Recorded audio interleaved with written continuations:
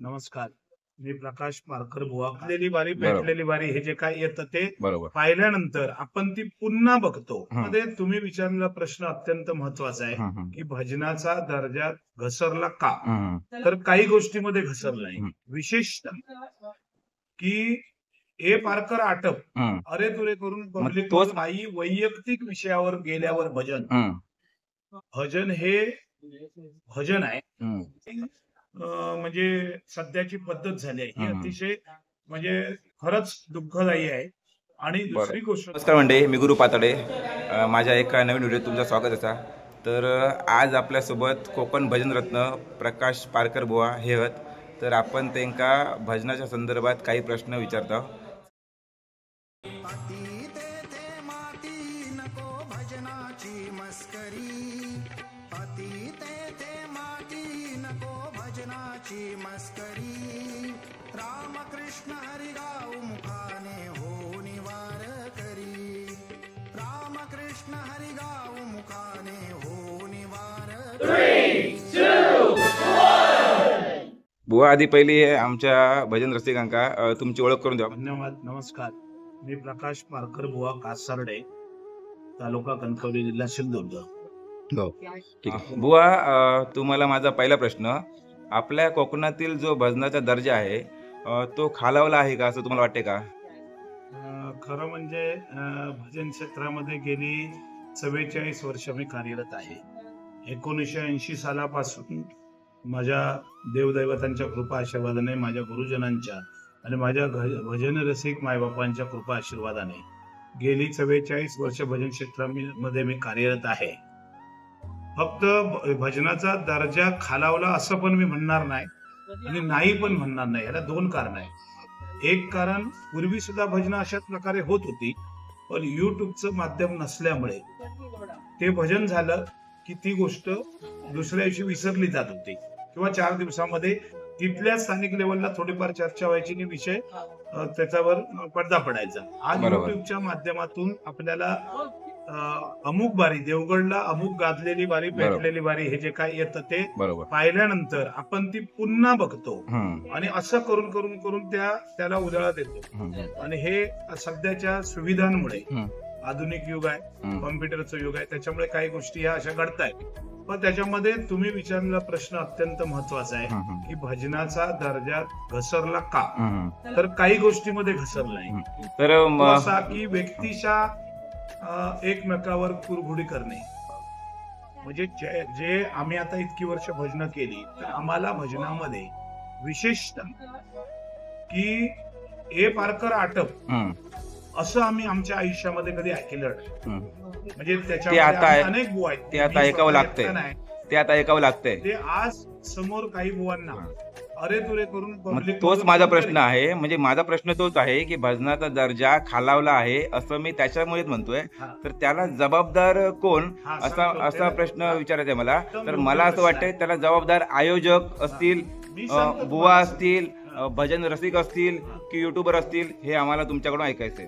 Main महत्वाची गोष्ट मी बोललो हा विषय की काही वैयक्तिक विषयावर गेल्यावर भजन हं, भजन हे भजन आहे. हं. कारण अनेक बुवांनी आपापल्या पद्धतीने त्या भजनाचं विश्लेषण केलं आहे. बरोबर. भजन 3 अक्षरी भजन आहे. भ म्हणजे भजावा, ज म्हणजे जपावा, न म्हणजे नमावा. बरोबर ना? भक्ती बरोबर. रसातून जनमानसासमोर नतमस्तक होणे त्याचं नाव भजन. व्यसन मुक्तीचं साधन म्हणजे भजन. दुःख विसरायला लावणारं साधन म्हणजे भजन. भजन. अनेक उपमा अनेक अनेक भजनी बुवांनी दिलेले आहेत. ते चांगलं आहे, योग्य आहे आणि अतिशय म्हणजे तथ्य आहे त्याच्यामध्ये. नाही, मला असं म्हणायचं की फक्त- भजन म्हणजे हा मनोरंजनाचा विषय नाही. मनोरंजनासाठी अनेक साधनं आहेत. 20% मनोरंजन त्याच्यामध्ये पाहिजे. विरंगुळा म्हणून हा, विरंगुळा आपली पब्लिक तो थोडस सुद्धा नाराज जो होता नाही होती. म्हणून. तो सुद्धा जोक्स असा असावा की की त्याचं अश्लील नसावा. गांभीर्य उशिरा कळून हा, लोक हसायला पाहिजे. बरोबर बरोबर. जोक्स होऊन गेला, आपण पुढच्या गाण्याला लागलोय आणि मग त्यांच्या माइंड मध्ये अरे बुवा असे बोलले होते काय, म्हणजे हे आठवून हसायला पाहिजे. बरोबर, आपण काय बरोबर. करतोय, समोरचा बुवा एखादा जोक केला की त्याचं वाईट जे त्याच्यातलं आहे हा, ते आपण घेऊन ते चालतो. त्याच्यामध्ये घेऊन आम्ही भजन चालू. ह्या ज्या काही म्हणजे सध्याची पद्धत झाली आहे ही हम्म. अतिशय म्हणजे खरंच दुःखदायी आहे. आणि बरं. दुसरी गोष्ट तुम्ही म्हटल्याप्रमाणे की भजन क्षेत्र खालावलं का? खालावलं म्हणजे हे वैयक्तिक जे काही विषय आपण एकमेकाबद्दल करतो तेवढे प्रत्येक बुवाने फक्त थोडासा विचार केला पाहिजे बरोबर की आपण एवढ्या थराला का जावं. बरोबर. मनोरंजन करता येतं ना, करता येतं करता येतं. अनेक भजनाच्या प्रकार आहेत. माध्यमातून भजनाच्या मनोरंजन करता माध्यमातून येतं. आहेत. आध्यात्मिक अनेक गोष्टी सांगता येतात. आता आध्यात्मिक म्हटल्यावर अध्यात्म म्हणजे लोकांना वाचन, पुस्तकी वाचन म्हणजे अध्यात्म अजिबात बरोबर. नाही. अध्यात्म म्हणजे देहावरती आपण देह निर्माण कसा झाला, त्याची वाढ कशी झाली, अंगामध्ये रक्त किती प्रमाणामध्ये आहे, अंगावरती केस किती आहे, लक्षात आहे का? बरोबर बरोबर परापश्यंती मध्यमा वैखरी म्हणजे काय, बरोबर रजतम सत्व गुण म्हणजे काय, म्हणजे ह्या ज्या महत्वाच्या गोष्टी आहेत हं. ह्या ज्या देहावर आधारित आहेत त्याचं विश्लेषण, त्याच्यातून भजन करणं म्हणजे अध्यात्म. बरोबर बरोबर लक्षात आलं? आणि समज अध्यात्माची व्याख्या वेगळी आहे. बरोबर पुस्तकी वाचन आणि आत्मज्ञान. आत्मज्ञान याचा अर्थ गुरु सद्गुरूंना शरण गेल्यानंतर, हं. जास्ती असतं ते नाथमंती सद्गुरूंना शरण गेल्यानंतर गुह्य गोष्टी, आपण गुह्य जाणे तो गोसावी, लक्षात आलं? बरोबर मग गुह्य हे गोसाव्यांच्या थ्रू हं. आपण जर ते गुप्त ज्ञान आपण ऐकून घेतलं तर हं. नक्कीच त्याच्यामध्ये म्हणजे अनेक गोष्टी आपल्याला शिकण्यासारख्या असतात. बरोबर. तर माझे सद्गुरू गोपाळनाथ महाराज हा. यांच्याकडे मी जवळ 32 वर्ष झाली गुरुदीक्षा घेतल्या. 32 वर्ष 32 वर्ष माझे वडील होते हं. त्यांच्याकडे. त्याच्यानंतर मी त्यांच्याबरोबर जायचो आणि मला ते आवडायचं हं. आणि म्हणून मी लहानपणीच कानफुक्या गुरु म्हणून होता तो घेतला.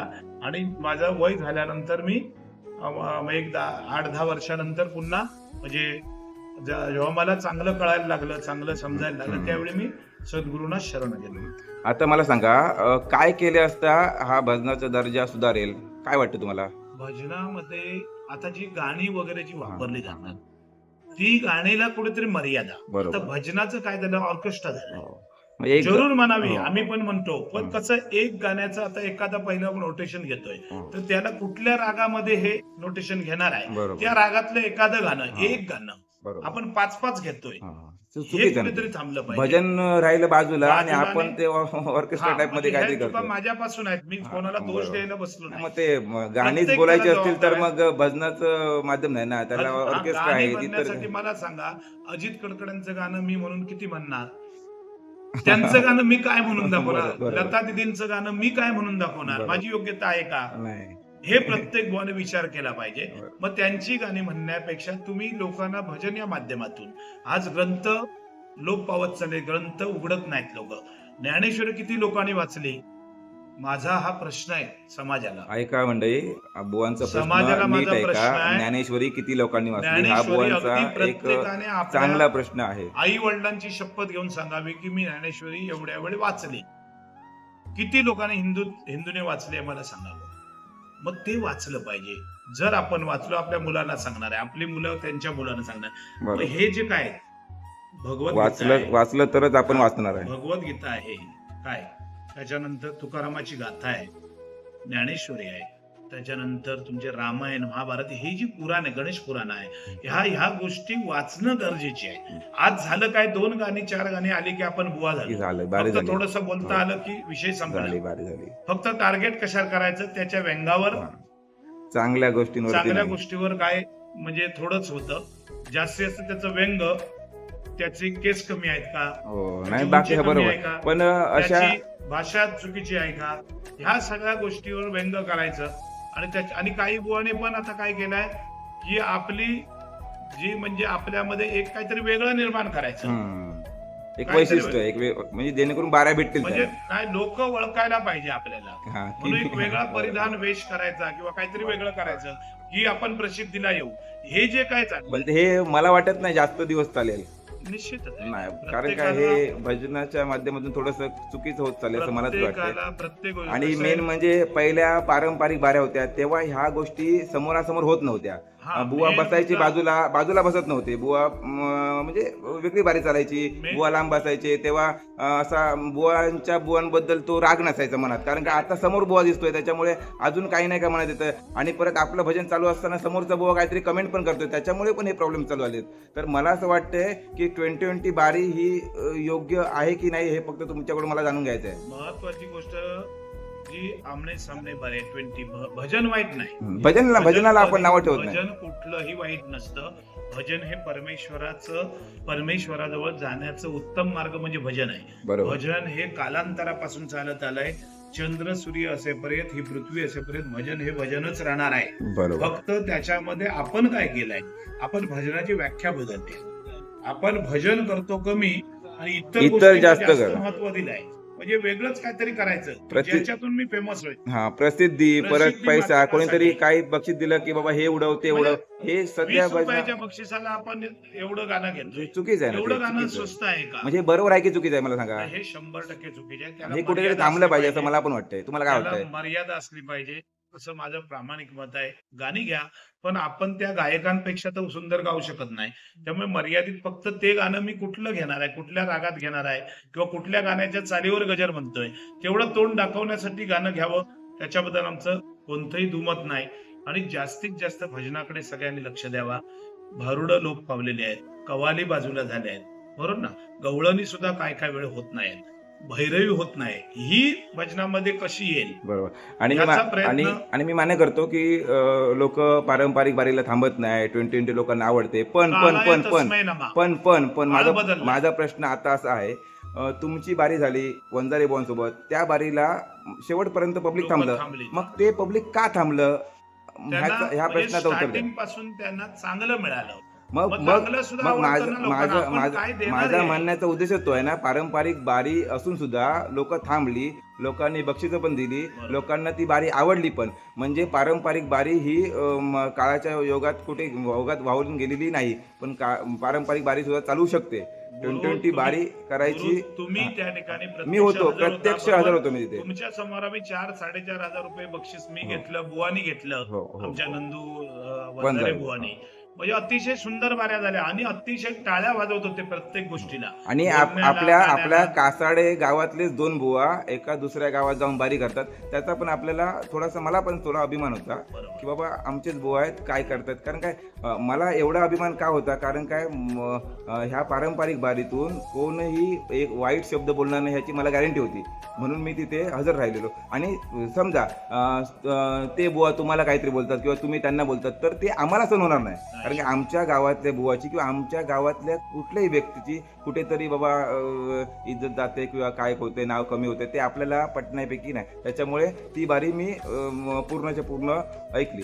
त्याबद्दल तुमचे पण धन्यवाद. तुमच्या 2 बुवांची बारी आम्हाला म्हणजे ऐकायला भेटली. धन्यवाद. खरं म्हणजे मी सांगण्याचा उद्देश तोच आहे की मी 44 वर्ष भजन करतो. नंदू वंजारे बुवांच्या बारशाला मी भजन हो ते सांगतात भजनातून आपल्याला सांगतात की बुवा सांगतात की माझ्या बारशाला इतिहास आहे, तरी मी त्यांच्याबरोबर बारी केली.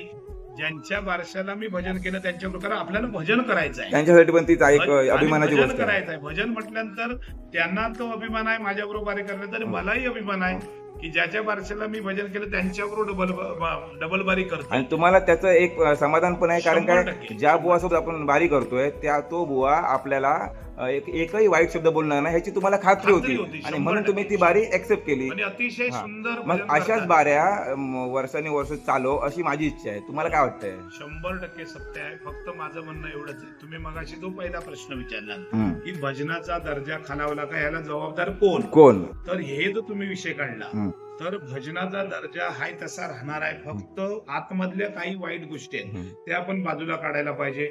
हा महत्वाचा मुद्दा. दुसरा महत्वाचा माझा मुद्दा असा आहे की जेवढे बुवा दोषी वाटतात त्याच्यापेक्षा 10% जास्त आयोजक दोषी. हा, माझा म्हणण्याचा उद्देशच तो आहे. आयोजकांनी बुवांना इन्स्ट्रक्शन दिले पाहिजेत की भजनामध्ये भजन एके भजन करा. म्हणजे सुरुवात जर आपण केली तर ह्याचा इम्पॅक्ट पुढे चांगला पडणार आहे. डायरेक्ट आपण चांगलं काय करू शकत नाही. मी उदाहरणाशी सांगतो. बोला. एखादा गृहप्रवेश असेल, त्या ठिकाणी डबल बारी ठेवली जाते.